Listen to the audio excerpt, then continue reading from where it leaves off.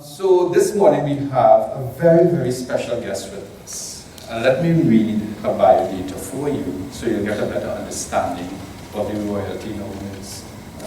So Barbara Jenkins was born in Trinidad and lives here. Writing came as a late life gift that she opens with great delight when she's not immersed in the green gold waters of Macquarie Bay, or the lives of her scattered children and grandchildren. Her stories have won international awards including Small Acts, the Caribbean Writer, Wasafiri New Writing, and the Commonwealth Short Story Caribbean Region. Winner of the Bocas Holic Avon Writers Prize for Fiction and the inaugural International Writer in Residence at the Small Wonder Short Story Festival, Sussex, UK. She has led workshops at the Bocas Lit Fest and at Avon, UK. Her debut collection of short stories, Sic Transit Wagon and Other Stories, published by People Tree, was awarded a Guyana Prize for Literature. Her first novel, The Writer's Place, also published by People Tree, is due for publication in September 2018. That's coming up, so hot off the press. Now, one of the things that we've tried to do in this course is to merge the theory and the textbook approach to writing about literature with that practical dimension. And you have benefited thus far in the semester from a poetry guest, right, in the person of Deborah Jarvity Samuel, a drama guest in the person of Louis McWilliams, and now we have a prose guest. So we are going to have a conversation with her, and subsequent to that, well, first of all, there's going to be a little reading by her. There will be a conversation, second short reading, and you will also get an opportunity to interface with her. I want you to take this in for the enjoyment of it, for the just sheer pleasure of hearing a published prose writer speak. But I also want you to put on another cap, which is what can you glean from this in preparation for your final examination come 2 weeks time. Yeah? So join me in giving a UB welcome, FOUN 1104 welcome to Ms. Barbara Jenkins, please. Thank you. Thank you very much, Ms. Ali. Thank you very much, Ms. Bharath. Writing is a solitary business, so it is an unusual, rare, and very, very pleasant experience being here with you today. Okay. Sic Transit Wagon and Other Stories, my first collection of short stories. Probably my only, but let's call it my first, and that makes me feel a bit encouraged. And it was published in 2013. I'm going to read for you from it a story called Ghost Story.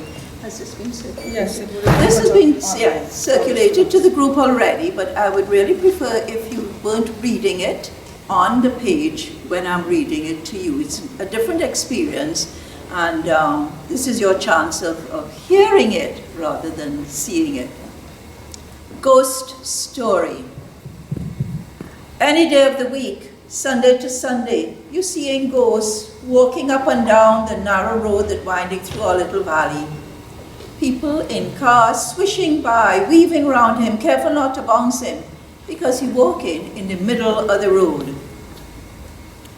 Ghosts always bareback, back running with sweat, and he have a full lumpy crocus bag fling over one shoulder, or sometimes even over the two shoulder.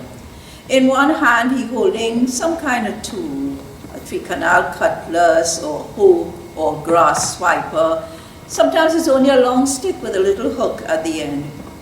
We used to wonder, how come police don't ever stop ghosts to ask why he breaking the law, walking around the place with bare, sharp tools, when honest gardeners wrap up their cutlass and thing in gazette paper to keep within the law?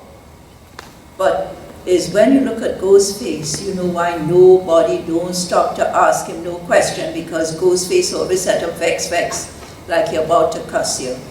The eye cocky, one eye looking so, next eye looking next way, and Ghost have a wild look, raggedy beard, and the thick locks hanging down in 2-3 dense clotted mat like an old coconut fiber doormat. You feel anybody could put God out of their thoughts to even say good morning or evening when they're passing. But that don't mean people don't talk to ghosts at all. We used to have plenty conversation with ghosts. After all, it's only good manners to exchange a few words with a person who's spending more time in your yard than you. Everyone in our little cluster of houses crumbling along the face of the steep hill slope have a favorite ghost story. When we meet up at one another's house for breakfast after church on a Sunday morning, was always a chorus of complaints about ghosts. Marjorie say, one time she hearing the dogs barking and she gone outside to check. The dogs and them running round and round the orange tree, and she look up and she see ghosts. She say, what you doing there? He say, I pick an orange. She say, get down at once. And he get down. She tell him, when you want something, you have to ask for it. And she tell him, get out of my yard. Next morning she hears someone calling, morning ma'am, morning ma'am. Marjorie in the middle of preparing breakfast full job, but she go outside, is goose. I come for some orange, he say. She say, okay, and she lead him to one of the tree. Pick from this one, she instruct. Goes shaky locks. Not that one, he say. Them orange too sour. I taken from that one over there. Then sweeter. He pick and when he done, he tell Marjorie, look, I picked some for you too. And he leave about a dozen or so in the mop bucket by the back door. Hazel says she catch ghosts in the Zabaka tree and tell him to come down immediately. He say, I can't come down yet. I have an order to fill. Hazel tell us she understand, because that same afternoon she see the same Zabaka self, now labeled avocados, at the nation's favorite grocery for $10 each. When Nikki tells Sue that goes pick out all the nice yellow flesh breadfruit and tell her when she see him leaving the yard with the crocus back bulging, that he leave 3 more for her and they will be full enough for him to pick for her next week, Sue say, but he's a nice man. Last week he sent me some really nice Julie mango, 5 for $10. Maybe say he thieved them mangoes from off my tree. Sue say, your Julie's the best I eat for this season. So it looked like he harvests from the one and sell to the other, keeping the fruit circulating and making up deficiencies where he's seeing them, like supply side economics, with him as the middleman. Louisa say, is people like ghosts who keeping the neighborhood safe, because he always on the lookout. He know everybody times of day and comings and goings, and if a strange bandit was to come in here and do real harm, he will see them. She say, we don't recognize that ghost is our protection. Marlene laugh and say, we should have called him the Holy Ghost then. But Louisa quickly remind her that blasphemy is a sin. Okay, sorry, Marlene agreed. It's like having a informal security and we paying with surplus fruit. It's not surplus, Denise say. It's years I watching my young Zabaka tree. First year it bears only one Zabaka, but it's big and nice and smooth with nice texture. Next year 3 fruit, and I'm waiting for them to be really full before picking, and one morning I look for them and they're gone. That was no surplus. He could have picked 1 to sample and for future reference and leave 2 for my family until the trees start to bear more. It's hard to have a tree in your own yard and have to buy Zabaka in the grocery. People sympathize. Yes, we agree. Ghosts has been real indiscriminate sometimes. But ghosts know everybody business. And Maureen said he and her husband is talk good and make joke, and only last week her husband passed ghost sitting on the bridge, and her husband asked him when he think the Zabaka will be ready, and ghost tell him, boys, that tree have another 3 weeks still. And how ghosts really have a good heart, because when her husband was sick, ghosts look in the bedroom window and say, boss, I hear you ain't too well, look after yourself. Well, look, I'm going to be real quiet, I ain't going to disturb you. I'm going to shut your dogs in their kennels so they can stop barking while I hear. And then he proceed to pick off all the full lines.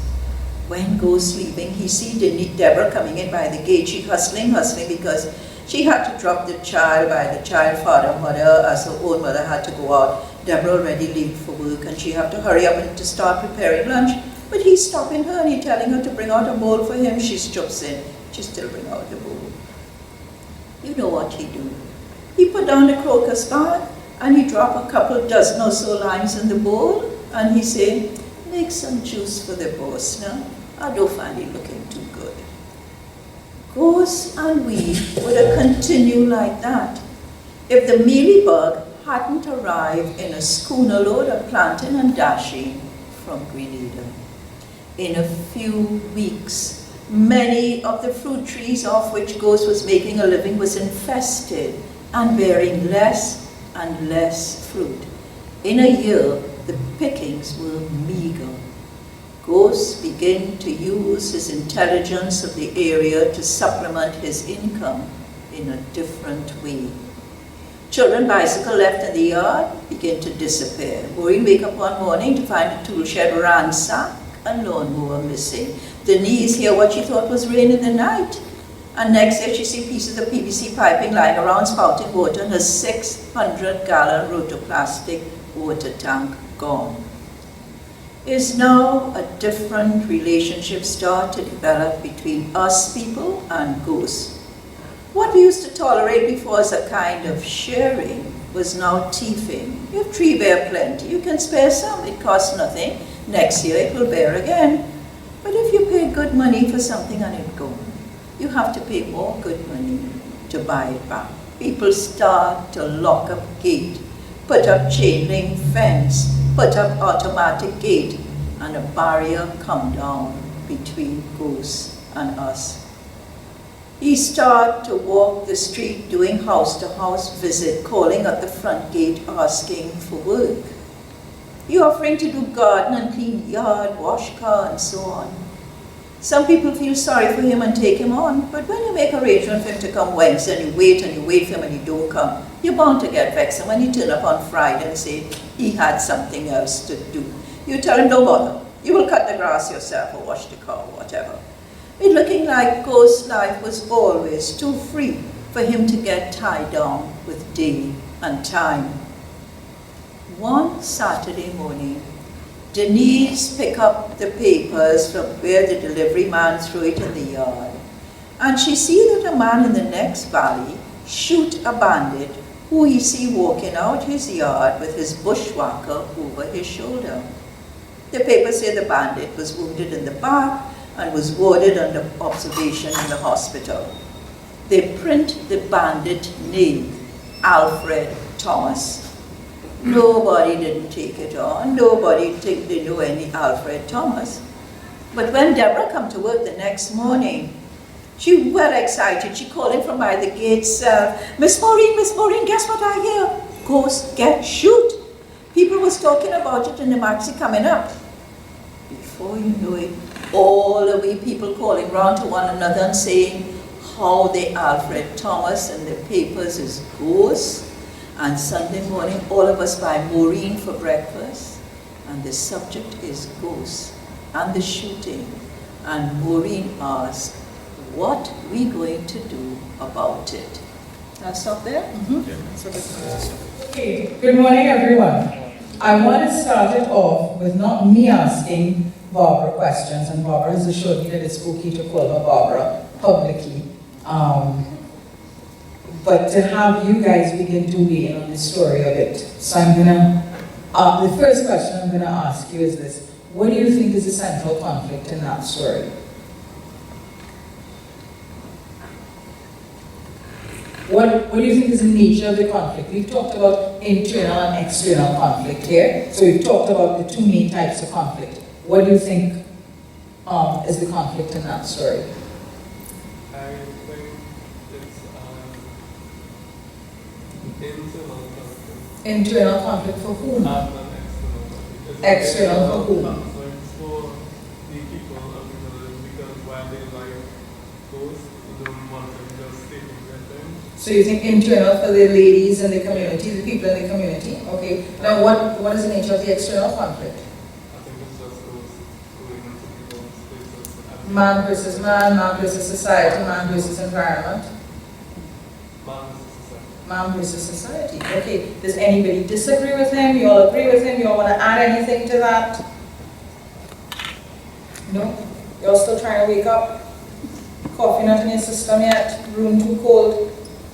So are they making me feel I ain't teaching nothing? Eh? By the way, just by the way. Who's the main protagonist in that story? Ghost is the main protagonist in that story? So you guys are rooting for Ghost then? You're supporting Ghost. You want to see Ghost win. You want to see Ghost be able to steal more fruit and steal more. Then why are you rooting for Ghost? I feel like we have a few main protagonists in the form of those women. Okay. So you think the women are the main protagonists? I feel like they're the main focus of the story. Do you feel the women are the main focus of the story? I want it, Michael, who do you think is the main focus of the story?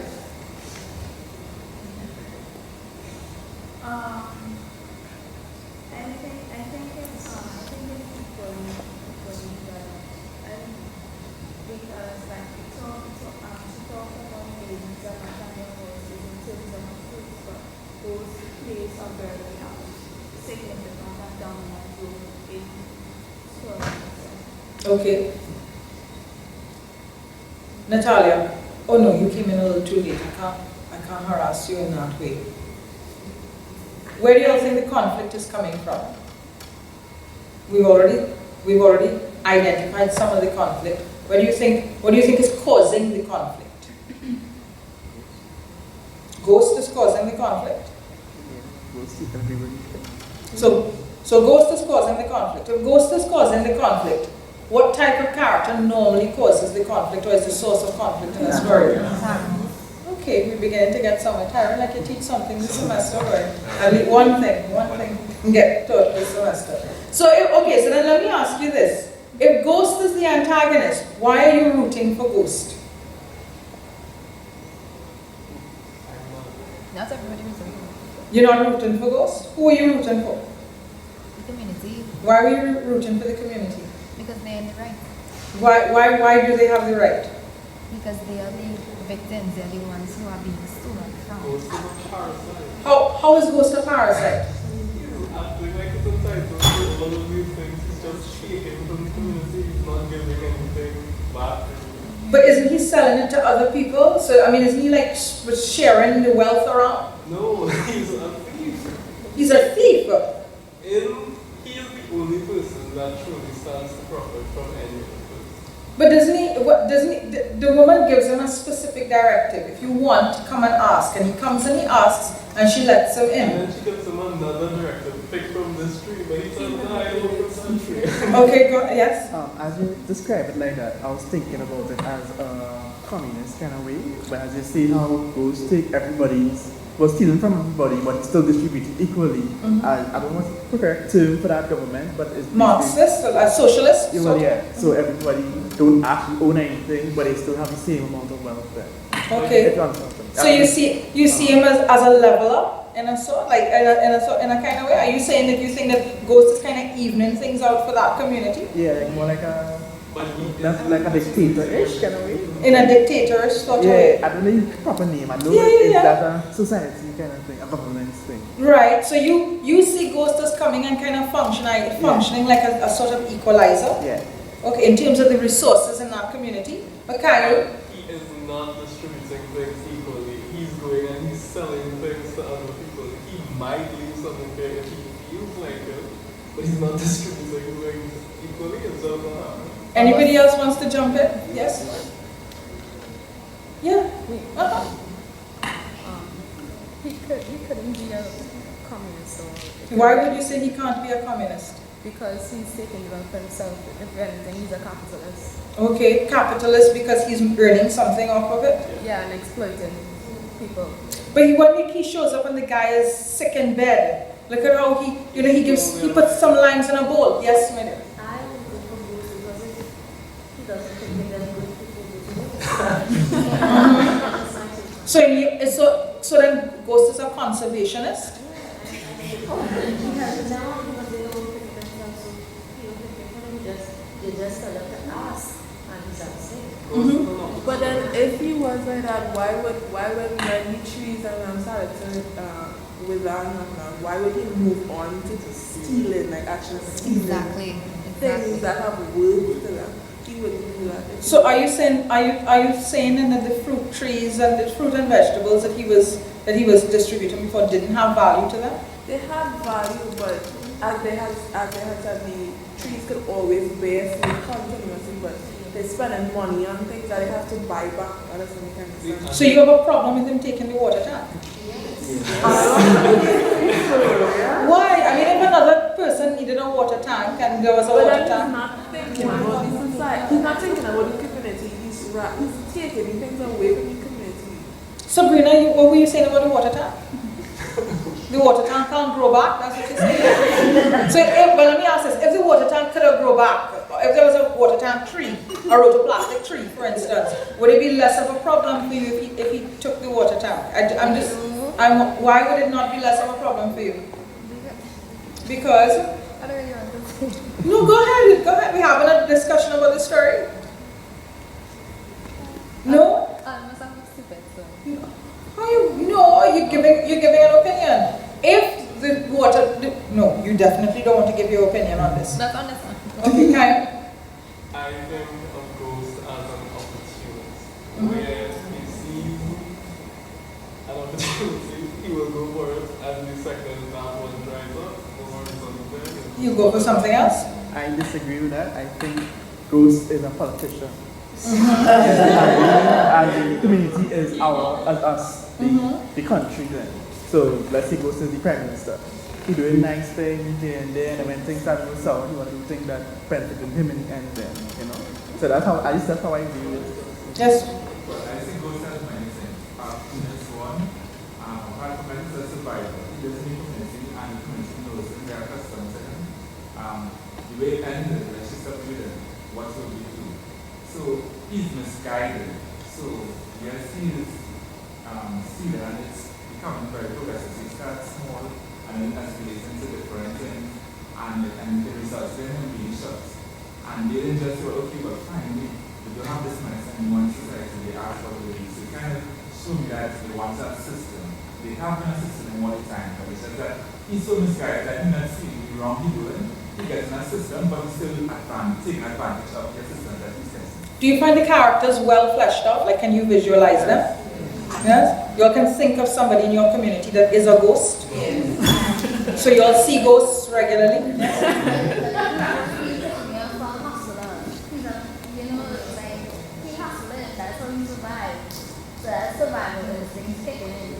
So are you identifying with ghosts, Natalia?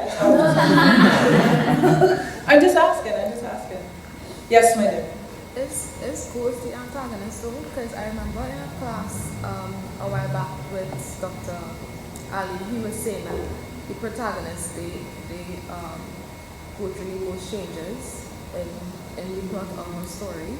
So is he the antagonist or the protagonist? Where in the story thus far are you seeing Ghost changing? I mean, the most changes for him, I guess, was when he got shot. Everybody else didn't really, they were basically kind of at a equilibrium throughout the whole play, but he went through the most. What do you think about the women in the story? Yeah, I feel like the women went through more change because they started off kind of annoyed with Ghost. Then they started reminiscing about Ghost being good. Then they talked about when he was bad again, so there was all these walls. I feel like they fluctuated more than Ghost. Let me hear your thoughts. I just think the women were like chorus. Like the Greek chorus? So they're kind of functioning as the collective voice of the community. So they're saying the things that the community would be thinking. Okay, so then you see them more as a stereotype, as like representing specific ideals or traits. Okay, so you don't see the women as being necessarily fully fleshed out characters. So thus far, in your opinion, Ghost is the most fleshed out character in the story. Okay, what do you think about the use of language? Any thoughts on the use of language? You all comfortable with the language? I think especially with the woman, it could have kind of seen the age range. Because when they spoke to Ghost, when he was picking me up, the fruits and stuff, they had more authority over him because he came on immediately after. And then like some of the terminology that they use, I find you could kind of see them more. So you felt that language helped you to flesh out the characters? You kind of got a sense of the characters based on how they spoke? And their personality. And their personality. Okay, great. Barbara, you just got some feedback on your story. Yeah, it's amazing how much more I'm seeing in the story. Thank you very much. I want to do a little bit more, because just a little bit more. And you prompted me to add a bit to what has gone because of your comments. So let's have this.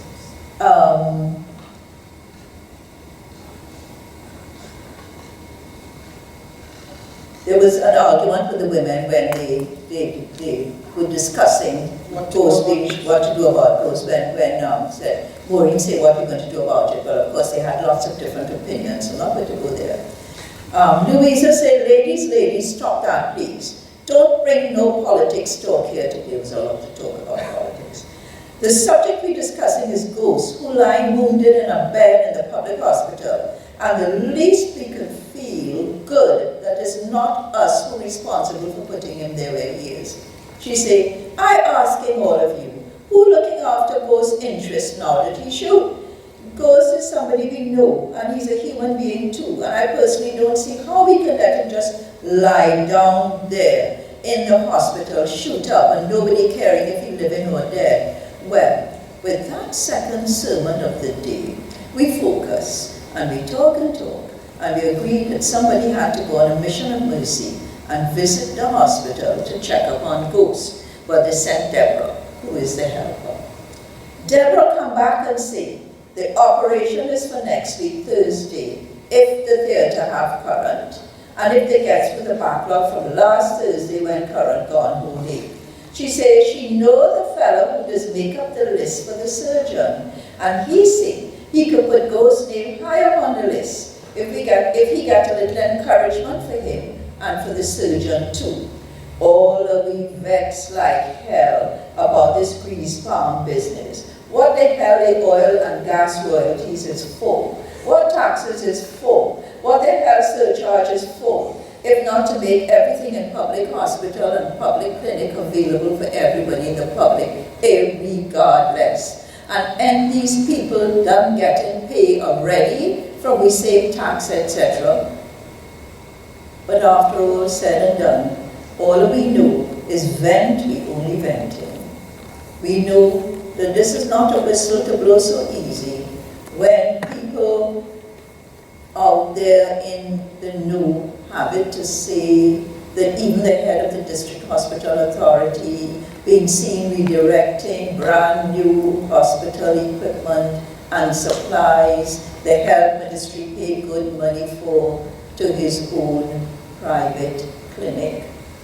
Okay, so we're going to get into a bit of a conversation with Barbara now as a writer, and because part of what we're going to be looking at is your career, your life as a writer. The first thing I'm going to ask you is, what got you into writing? Because according to the bio that Tyrone read there, you got into writing late in life. You had a long life, I think, as a teacher. Yes, school teacher, so at secondary school. How did you get into writing? I had retired from teaching, very early retirement because of family crisis. And then sort of like moved around for a very long time and got encouraged to do some textbooks, particularly in an area in which I had no previous interest, in that I was a geography teacher from forever, health and family life education, and along with a couple of other people, Jamaica and Trinidad, we did a series of textbooks on how to, teaching health and family life education in the Caribbean. It's used throughout the Caribbean, but somehow Trinidad and Tobago doesn't seem to want the secondary school students to be exposed to health and family life education, because there's some areas in there that are a little ticklish, about, personal relationships and things which you are supposed not to know anything about until you experiment yourself. So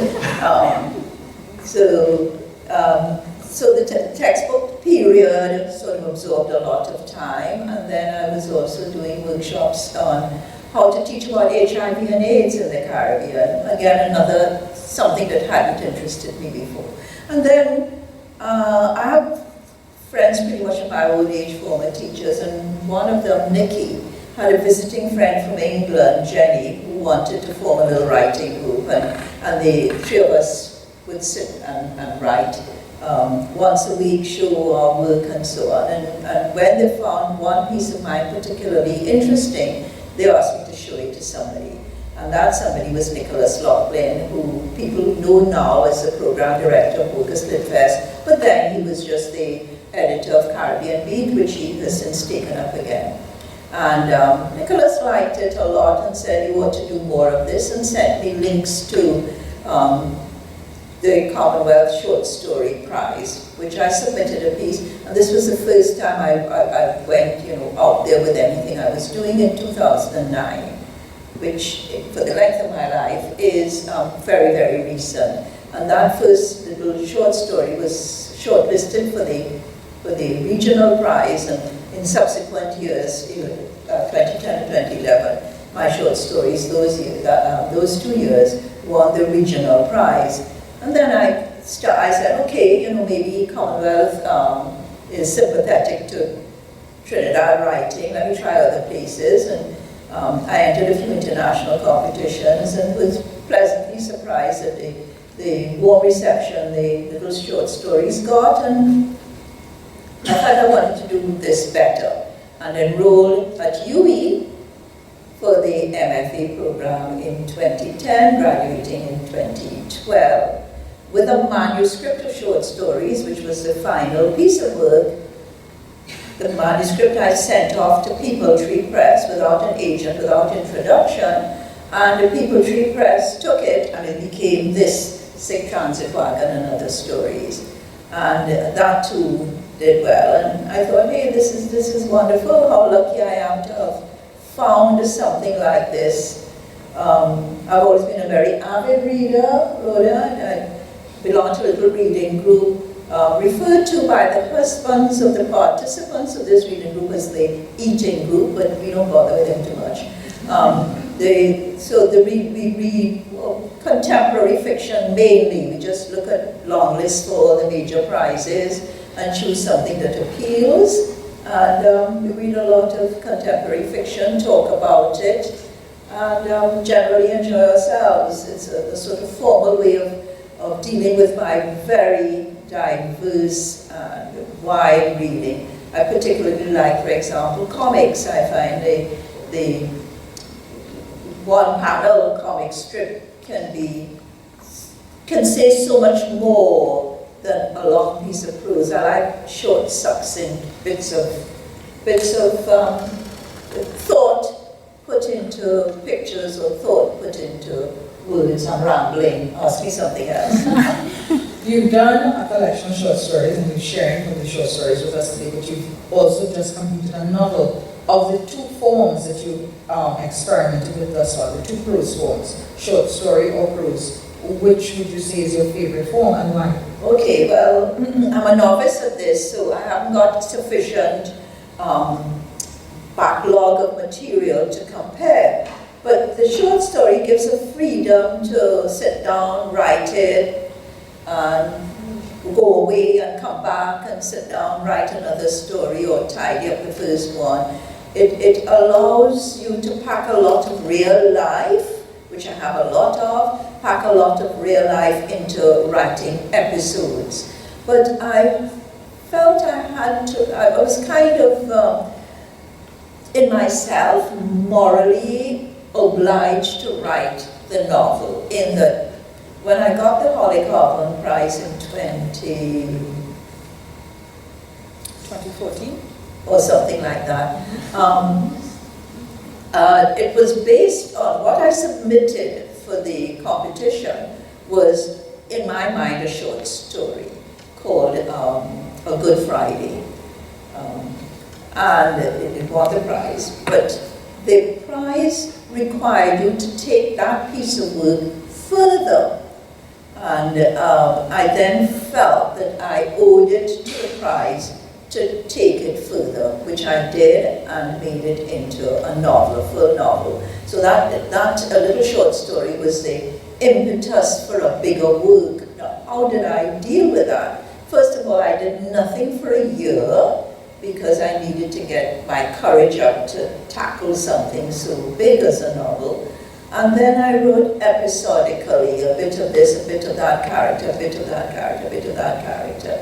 And then in a burst for about a month and a half, I went really at it seriously. And it was absolutely wonderful to wake up in the morning and know that I had a purpose other than lying in the hammock or going to the beach and talking to friends on the phone, to have a nice, real purpose.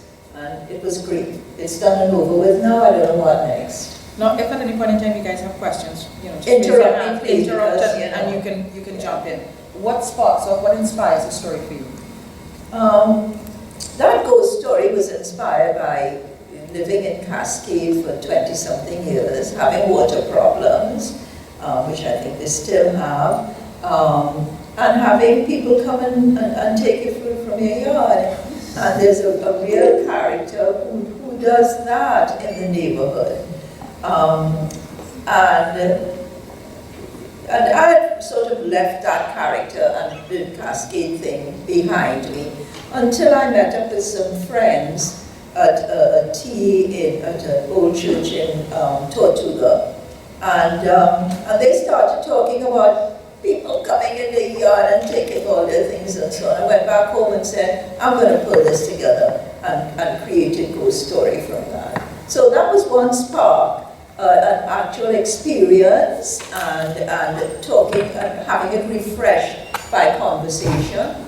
And sometimes it could be just being in a place and something twigged, hearing some friend, being aware some friends were playing the guitar for my entertainment and their own pleasure, and remembering suddenly that that my father used to play the Hawaiian guitar, but we at home never knew because he had separate lives independently of us, and the Hawaiian guitar was one of it. Other things were other aspects of his life, and we didn't know until he died that he used to play the Hawaiian guitar. And I was at these friends when it came to my mind. Suddenly I said, I got to go. Went home and wrote, I never heard Papi play the Hawaiian guitar, which is another story in this. So, you know, when you live to be a long time, 3 times as long as you've lived so far, you've built up a repertoire of experiences that are in little pockets in your head, and something sparks a memory. Then I want to ask this. A real life story might make an interesting anecdote, but real life stories don't necessarily always work as good fiction. How do you go about taking something that is factual and fictionalizing it adequately so that it fits the template of a story? You know, introduction, rising action, climax, denouement, resolution. How do you recraft a real, like an actual memory into something that is fictive? Luckily, I started writing before I was formally introduced to the terms that Rhoda just used. So that I think I was lucky in that I, as I said before, have a long lifetime of reading. So maybe I had internalized stage setting, rising action, denouement. I'd internalized that without knowing that there were names. Like you understand systems of government that operate in a certain way without having labels for it. Yes, and I think that a lot of my experience of and interpretation of story came from reading without labels, and my writing, I hope, does not reflect, or I hope cannot be so easily put into the line that they show you, you know, this thing, yes, thank you, so get back to your question? How are you taking fact? Let's use the example of your father playing the Hawaiian guitar. You would not have told the actual real story about him on the Hawaiian guitar, would you? It would have influenced the story. Yes. So then how do you take that and turn it into fiction? Okay. When I got back home after that, I started writing the first novel. I never heard Papi play the Hawaiian guitar. And I went to see that I only learned this after he died. And then it made me think about my father. And I went back in my head to his relationship with us as a family and how it affected me. And I wove that into the story. And then I went back to being in the space with him where I used to go every Saturday to collect the allowance to keep the family going, because he was a casual visitor more than a permanent fixture. So actually what I did was set the story in the space where I went to get the allowance for the family and ended it there. But it was prompted by this other life of the Hawaiian guitar. So that I used the experience of hearing the guitar to get me back to a relationship with my father.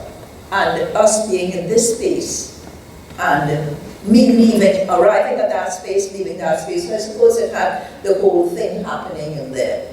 Now, sometimes I start writing a story from my own life in the I persona. Sometimes I start with the she, and then decide that it was perhaps a little bit too distancing from the feeling and from the experience, and having written it in the third person, bring it back to the first person, allowing it to have a bit more of interiority, of the interior life of the main character. Why do you play around with narrative point of view so much in a story? What is that allowing you to do? It allows me to get into the heads of different people. Actually, the novel has a lot of that. The novel is going to be launched at the Bocas Lit Fest on the Friday night of the Bocas Lit Fest.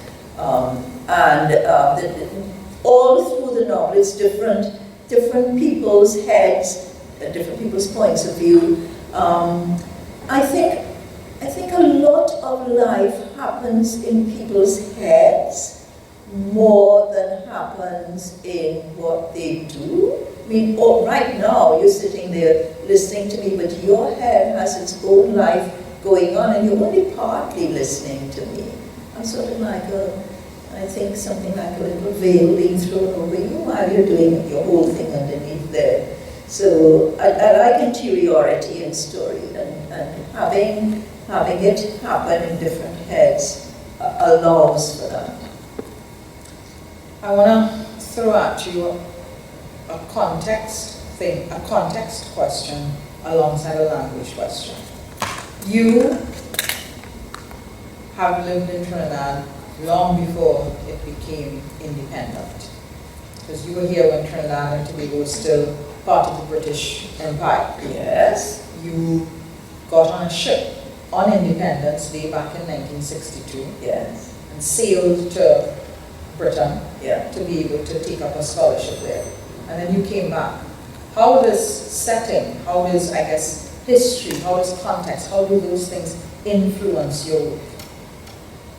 Okay, I was wondering World War II. Ever heard of it? Long time. Born during World War II, left here on Independence Day. So a big chunk of my life was spent Land of Hope and Glory, Empire Day, the King George VI, that kind of thing. And a lot of my reading, naturally, was reading from the UK. Whatever the library in Belmont had to offer, I devoured. You could only take out 2 books a day. I took out 2 books a day, and by the time the library closed, I had finished the 2 books, standing up there the next morning, waiting to hand in those 2 books and take another 2. So my reading was very restricted to what was available, and what was available was books from the UK. It never felt strange that there was nothing of our own. Because who were we? We were the British Empire, which only became Commonwealth after. We were people of the British Empire, on which the sun never set. There's a joke about the sun never set on the British Empire because God could not trust the Englishmen in the dark. But, you know, so that we were empire people, and it didn't seem strange that nothing in the library represented us.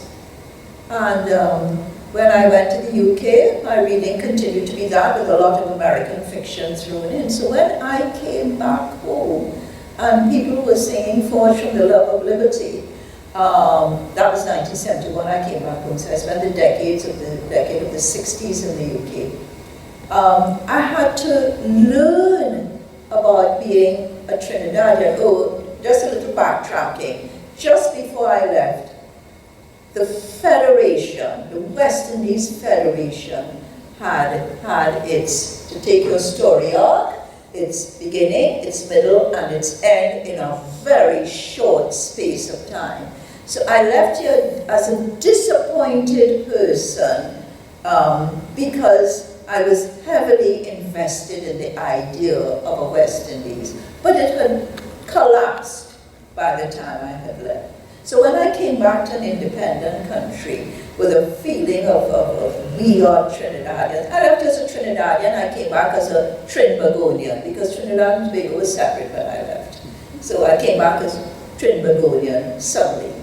And there was West Indian literature about. The first I'd ever heard of West Indian literature was Mother Columba, when I was in fifth form. Mother Columba sailing in her white gown from St. Lucia, were saying, there's a wonderful poet in St. Lucia who's producing work. I discovered when I came back that it was the ascendant Derek Walker. He was ascendant at that time. So the West Indian thing really got me when I came to UWI here as a student, and suddenly I was doing cultural studies and understanding West Indian, understanding how rich, how unique, how totally wonderful the West Indies and the Caribbean is by way of creativity, all forms of creativity. Have you then, has there ever been any, I guess, dissonance, problems, conflict within yourself, moving away from using standard English and using Creole English in your writing? Well, when we went to the convent in Port of Spain in the 1950s, there was plenty dissonance about language. Among ourselves, we spoke Creole, but when you went into the classroom, you know, you had to speak in very standard English. All the writing had to be done in standard English. And of course, I spoke standard English in the UK. When I came back, UWI, Will Hodge and that lot, had just started mainstreaming Creole, and I was very fortunate because I hadn't forgotten the Creole of my childhood, so I just got back into it very, very comfortably, and it was like permission to be yourself, and I value that a lot. Do you have a writing process at all? You mean, do I wake up in the morning and say I must do 1,000 words? Yes. No. That would be for you. All of you better get a writing process if you want to be a writer. But for me, because of where it happened in my life, I already had too much going on to have a process for anything. You know, I live a very, like ghost. I can't be tied down to time and place, except maybe today. Where do you see your work fitting into Caribbean literature then? I think it's something of an anomaly, because people of my age who are recognized writers, like let's say Will Lovelace and people like that, have been writing much longer. Olive Senior and I are the same age. look where we are in sort of writing careers. Olive Senior has this immense backlog of work that she has done. She has a huge corpus of stuff. I mean, let me weigh up mine, all right? You know, but we are the same age. And people who've been writing a long time are writers. I am within the game. And people who are writing now are your age. So I'm kind of like a new writer, but not a young writer. And what I'm producing is kind of straddling both. A lot of it is contemporary, but a lot of it draws on older stuff. So I think I'm a bit of an anomaly. Yeah. I want to open up the floor now, but you know, those of you that have been sitting back and just listening, I think there might be questions there. Go ahead. I just have one question concerning when you say you left Trinidad and came back to Trinidad, from the years of the government, from then till now, what would you say, what would be your opinion? Would it be better, the government is better then than it is now, or is it better now than it was then? All right, your first part, is it to do with government you're asking, right? You're asking what government, is the government better? We have particular ingredients in our political life here that are very different from, let's say, Jamaica, which is our nearest counterpart. They had independence in the July of the year that we were independent, and they were, was it July? No, they're the start of August with the end of August. Yes, so, you know, that little span there, we're more alike in terms of independence. But we're very, very dissimilar in the way our formal political parties operate. And I think that has been a handicap for Trinidad and a benefit for Jamaica. Let me elaborate. Any Jamaican you meet is Jamaican. Jamaican. No matter what they look like, they're Jamaican. There are class differences, but they don't identify as upper class Jamaican, lower class Jamaican. They identify as Jamaican. We don't have that in Trinidad. When I came back home in 1971, there was a sense that we were Trinidadians and Tobagoans. There was a sense of that. But over the years, people started attaching ethnic labels before the word Trinidadian. And that has been very divisive. Because of that, I think, governments find it difficult to advance a national agenda because they feel constrained to be looking at what the hyphens want and compromising for hyphens rather than looking at what is best for everybody. And you're either appeasing a hyphen or you are representing a hyphen. And to me, that has been a crippling influence on our progress. Jamaica has 1/8 of our resources. But if you look at the way in which Jamaican arts are supported, because there is not this fine division, Jamaican arts move forward as a Jamaican music, a Jamaican art, a Jamaican dance, a Jamaican drum, and ours is so that, okay. Yes, Kyle? Do you have a favorite kind of storyline to write? Like, is there a particular sub-genre that you enjoy? Right, and I understood yesterday what people meant by that, whether it's horror, thriller, you know, whatever. If you live long enough, you'll find life is as much comic as it is tragic. And I do tend to see the comic a lot more than the tragic now, so that I think because of that, my writing comes out with humor, even if there is something really serious behind it. Does that answer your question? Okay. As an experienced reader and writer in comparison to myself, how would you analyze prose in regards to the one you have read first? Analyze it? Yes. Okay. I'll tell you what he's asking. He's asking you this. If someone had to write about or interrogate your work, what would you say are the key themes and the key techniques to apply to them? Gosh, she's good at it. All right. Key themes. Well, when you think about your writing, what would you say are the major themes that concern you, the things that you like to explore in your writing? I think human relationships more than anything else. So the ghost story, you were so conflicted there about yourselves, about who is the protagonist, who is the antagonist, and so on.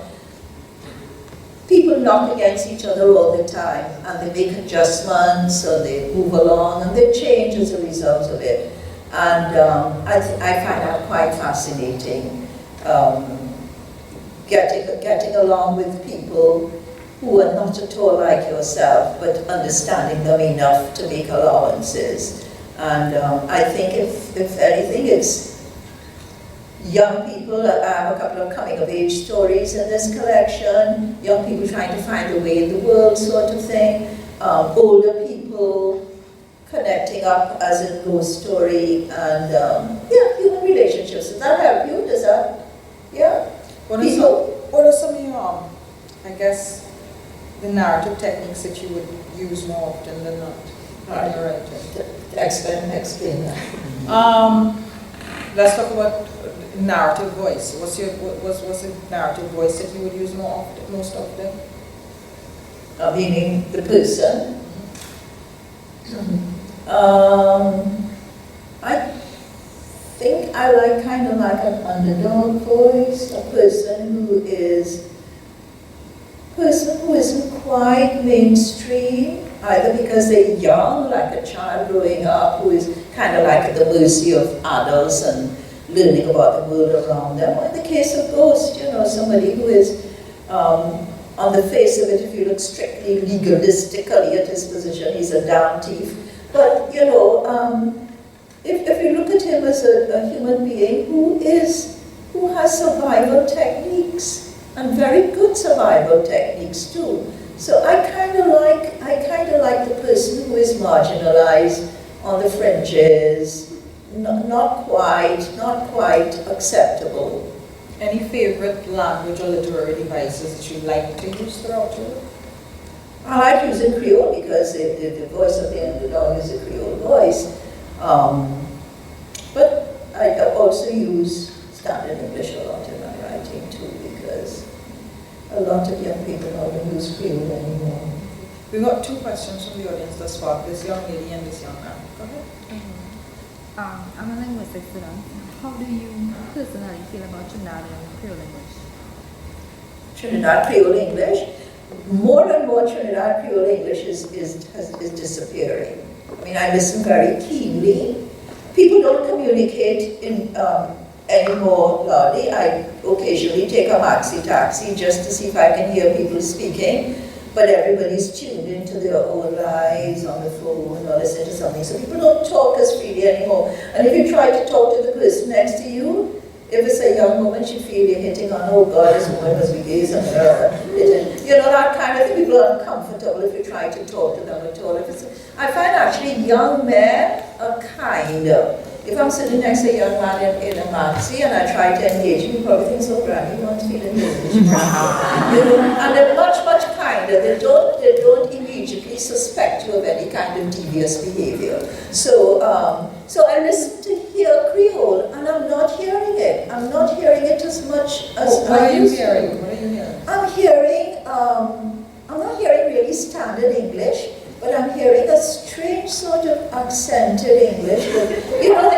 I'm hearing a lot of female anchor voices around me. People speaking like female anchors on TV. Newsreaders, I'm hearing that. And I don't like it. I don't like it at all.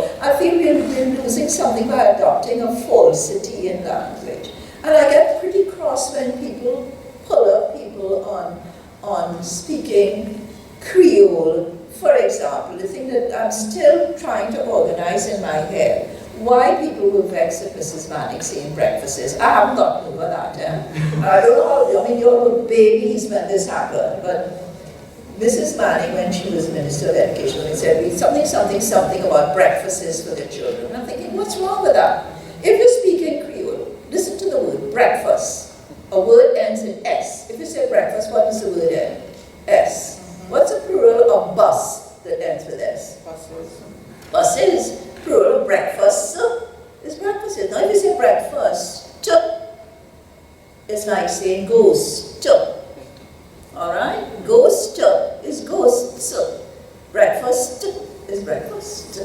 So, breakfast is a Creole word. But people didn't listen to the message, which is plenty children are getting food in the morning. They listen to breakfasts. And it still rankles that Creole is held in such scorn. Any digression. But how do you personally feel about it? Do you like our English Creole? Are you passionate about it? Yeah, and I think if you try to prevent people from speaking Creole, you inhibit their fluency.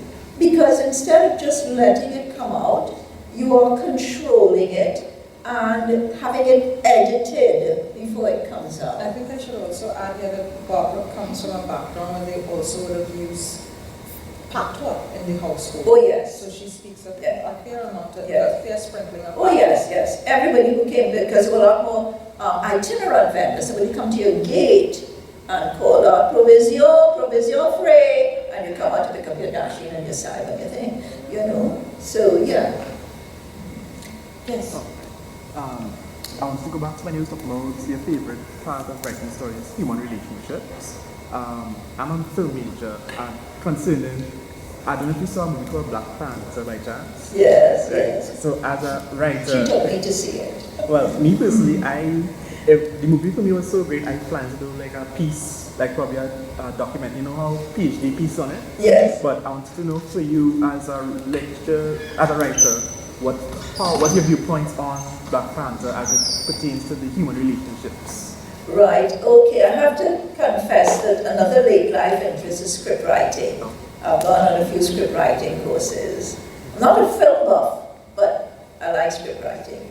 And in terms of human relationships, I think we had some kind of stock characters there, and stock responses to the characters. But a movie, because it has a very short life, has to make its point very, very quickly. It's not leisurely like a novel or even a short story. So that you have to very quickly identify what kind of person this is very early on. And so you generally end up with characters who have very little nuance. Well, like say the villain within the movie then, like at the start we think he's like this one person who just doing this for his own deeds or whatever, but later on he's realizing that just for his own deeds, he's doing it for his own heritage, for his own, where he came from then. Like, what is your viewpoint on that? Well, I think actually the filmmaker has a view to taking this character on further. So the character had to be a lot more well-developed, had to have a lot more nuance, and a backstory was important there to explain some of the behavior. But the other characters that are not going to appear again could have been just, cutouts, single-dimensional, two-dimensional characters. So that you can see where the filmmaker has invested in that character.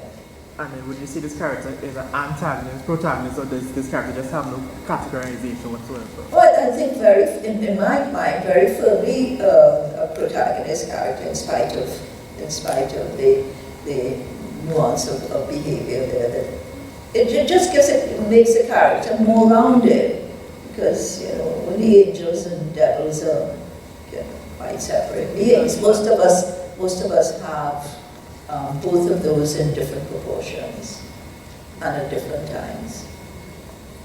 Yes, go ahead.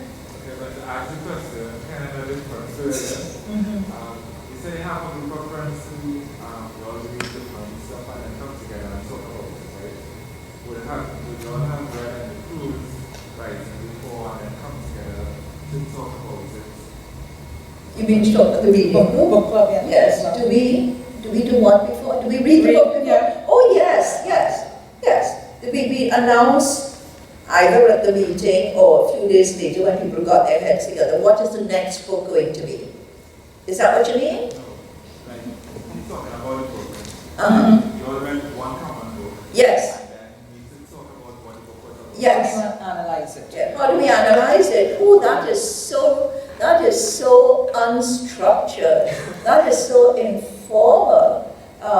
There's absolutely no structure whatsoever. And in that way we are, I think, a little bit different. We don't even have a regular meeting day, or we have a regular, it's not like every first Saturday of the month or any such thing. We just meet on a Saturday, starting at 4 and going on till sometimes people still in your house at 1 o'clock the following morning. Because we are friends, so you just line and line and line. And there's food and alcohol. Oh, there's I didn't say the alcohol part, right? So we just stay online forever, but we don't have a strict meeting day. This is so unlike other reading groups. We just... But let me jump in here, because I know what he's trying to ask. Tell me. And you guys actually do have, it's loose, it's fluid, but there is a bit of structure. They will talk about the characters and what they liked and didn't like about the characters. They'll talk about the story itself, like the general story arc, and what they liked and didn't like about the story arc.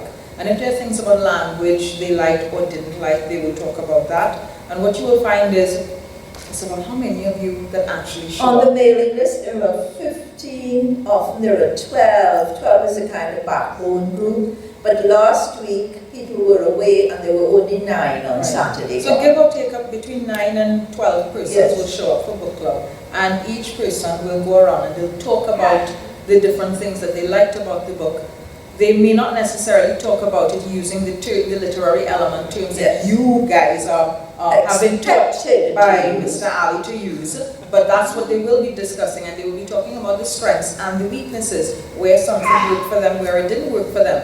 And the group is so diverse that everybody has a favorite genre. Everybody has a favorite type of story or type of book, type of book that they like to read, but they try and shake it up. So they will do some non-fiction sometimes, they will do some fiction, sometimes they'll do poetry. Yes. Have you ever done drama? No, we haven't done drama. All right, so they often do poetry.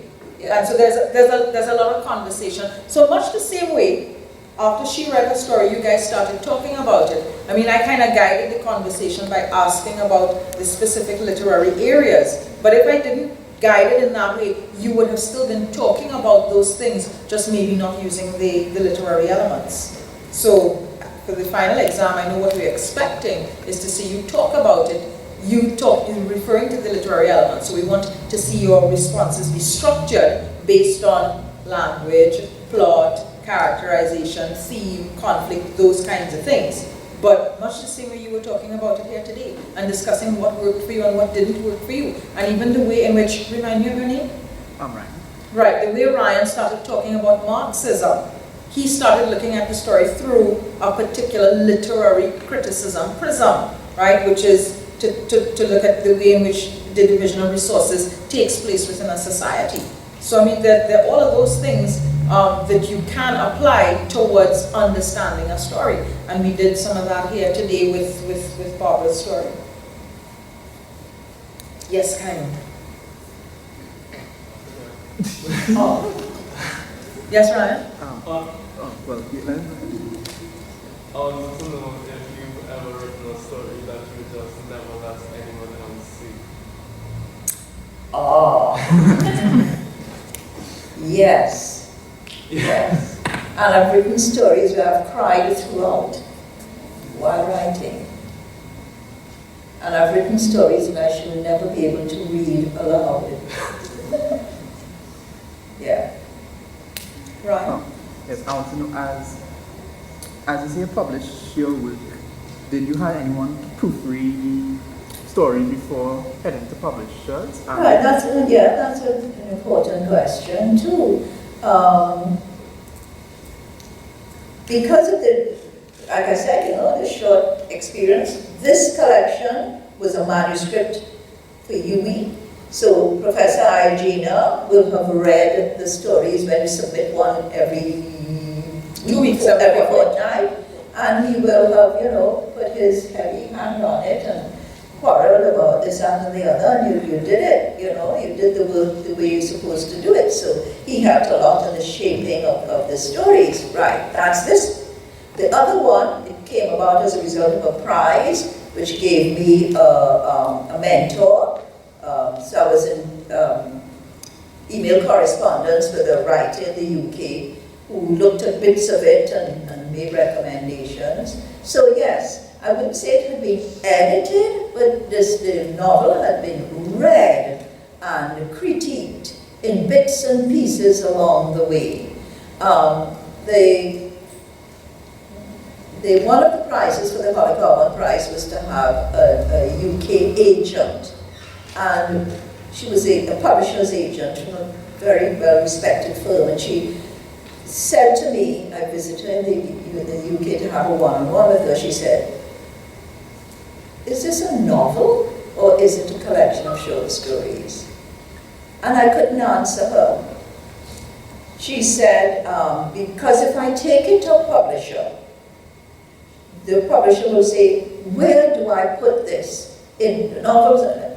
And I thought, I don't want to have to go back and make it into a novel or into short stories. So I sent it to People Tree, just as it was. And the editor there, the owner of the company there, Jeremy Pointing, never said, "What have you sent me? Is this a fish or is it a fowl?"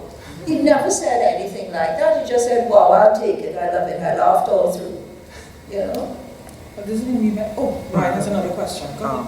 So after the proofreading, okay, so let's say somebody like us, young people who wants to publish a novel, then how hard is it for us now starting to publish a novel? And if so, what publishers would you recommend to publish the works to?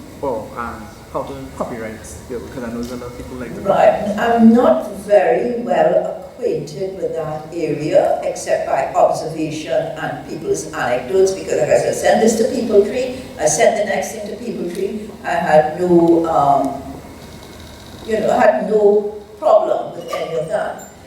Maybe you can help here, Rhoda, you know as much as I do about this, if not more. Possibly. Okay, so talking about my experience as well, having gotten published. A lot of it happened through interaction with the MFA program on the campus, as well as through Lucas Lit Fest, right? Because at the literary festival, you will find there will be editors, there will be and publishers, so agents, right? Literary agents and publishers will be present at the literary festival. If you have a manuscript with you have the opportunity to talk to people, exchange contact information, and then you begin to get talked through a process. In my specific experience, let me tell you how it happened with me. We had a writer in residence here, Rachel Manley. Rachel read 2 of my short stories.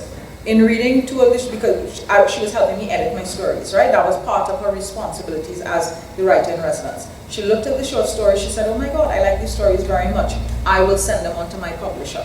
She sent them on to her publisher, who eventually had the opportunity to read them. It was the same Jeremy Pointing of Picard Free Press. And Jeremy then wrote back to me and he said, "We're interested in publishing your work." I sent the manuscript on to him. He took a read. All of this does not happen in short spans of time, right? Months and weeks pass in between because he has a very busy life. He took a read of the manuscript, sent it back to me with his comments, the things that he wanted to see change. And the things that he wanted to see change involved me having to write several new stories to add to the collection. And thereafter, once those stories had met his standards, that's when the publishing process took place, right? Some of it dragged on because I can be a little bit on the recalcitrant side.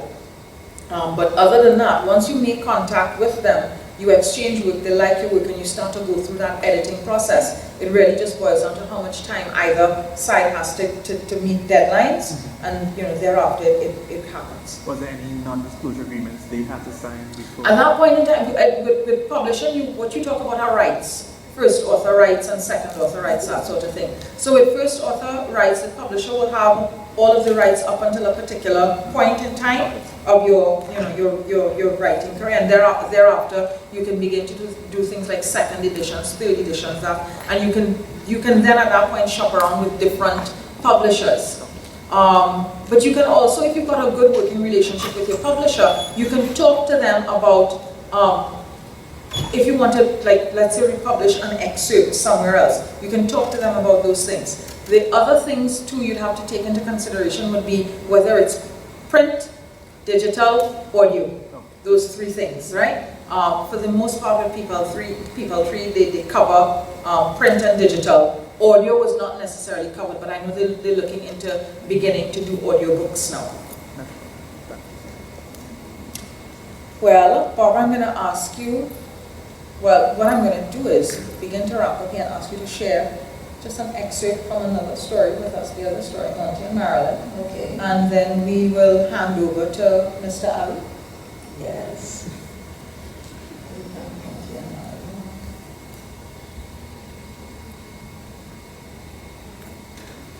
The easy thing to do is to look at the index and find the thing. Look at the contents. No, flick through. Right. Monty and Marilyn.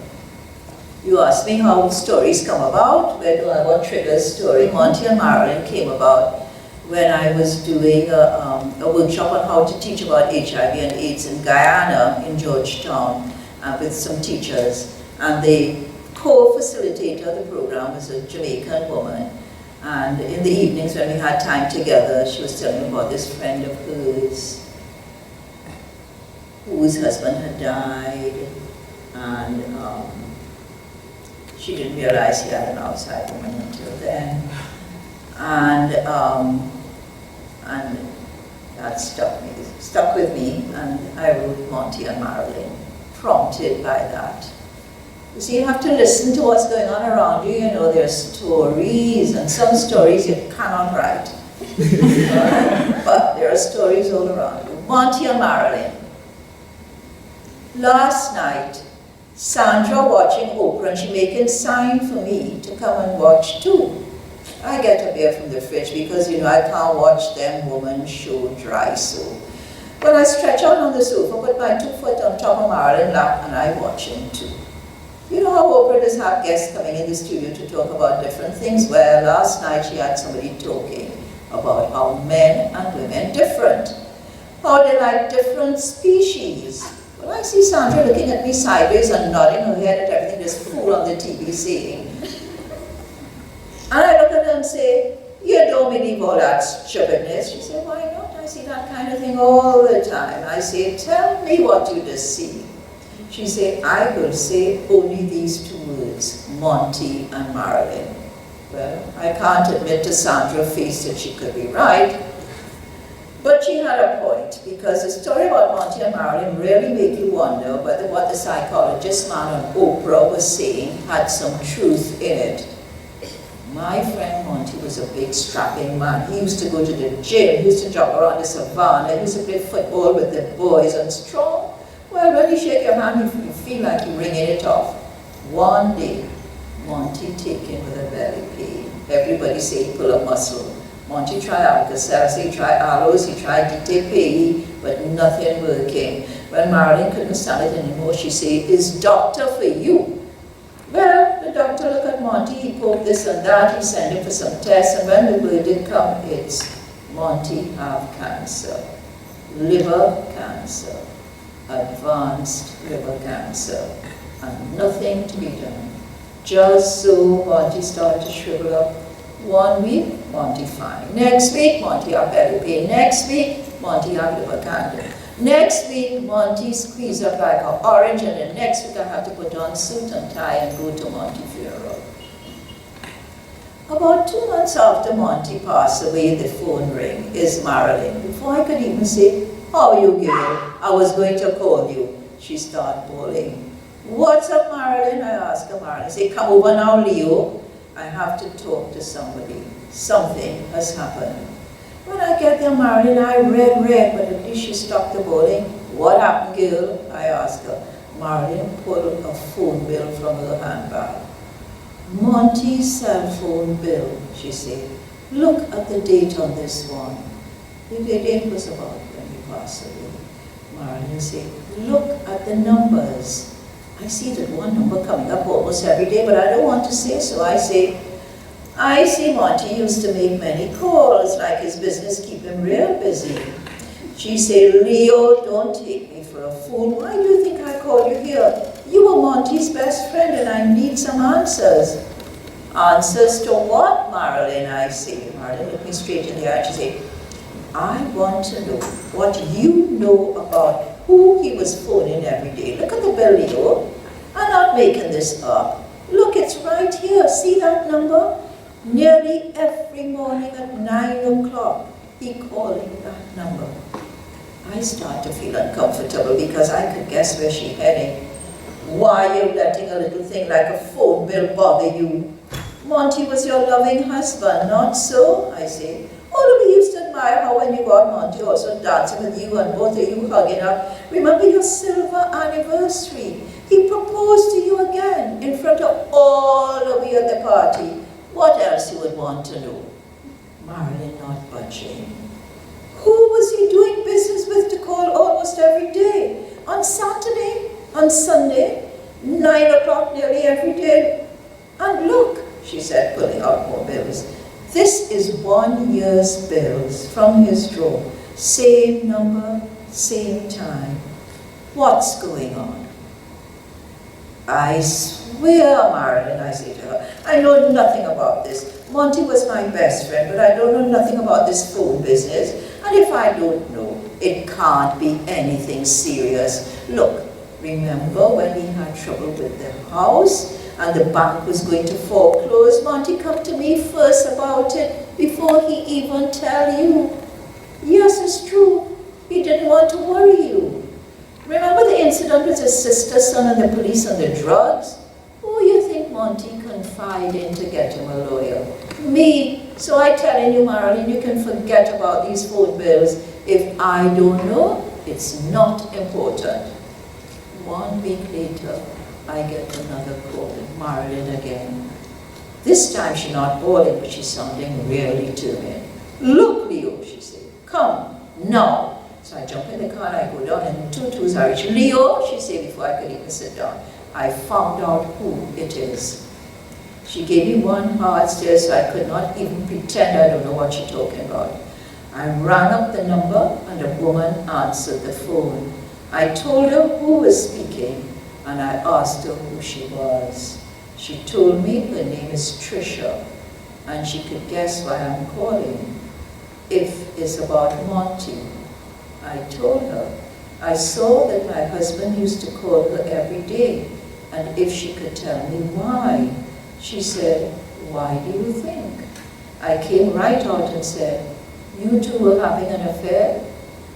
She said, what do you think? I said, why else would he want to call you every day? She said, you're right. I said, I want to meet you to talk about it. She said, yes, I could do that. I always wanted to meet you. I said, what about Benny Manger for lunch? She said, yes, about 1 o'clock. Men are really something else, eh? You know what Leo told me last night? He told me that his best friend, Monty, you know the one who died a couple of months ago? Well, it seems that Marilyn, Monty's wife, told him that Monty was having an affair with a woman for more than a year, and she didn't know about it.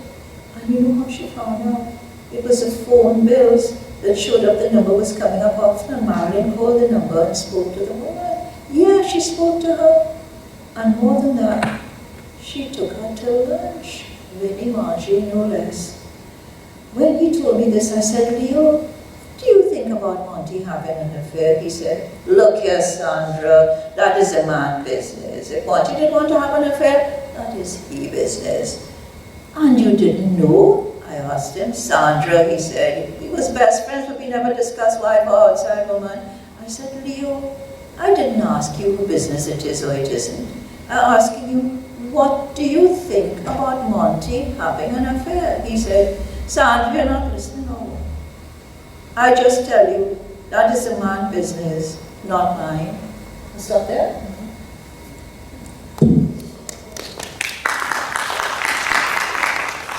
Thank you very much. Barbara, we want to thank you so much for taking time out of your morning Yes. to spend Nice with to us. hear, lovely to hear. And of course, taking time out of your day yesterday as well to spend 2 hours with us. And now I'm going to hand us over to Mr. Ali.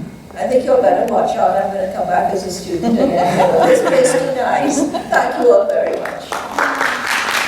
So let's make this a round of applause for 3 young ladies thanking Ms. Barbara Jenkins for being with us, sharing from her inspiration, sharing from her experience with prose, to budding writers of prose, and critics of prose, to Ms. Rhoda Bharath for carrying on this conversation, and to Ms. Carice Jackman for her service here this morning. She is the technician, and I know sometimes you don't associate female with technician. Get that gender bias out there, that is anyway. Right? But Carice is an expert technician with the Department of Modern Languages and Linguistics, and we are very happy for your service here. Grateful to you. So join me, all 3. Thank you very much.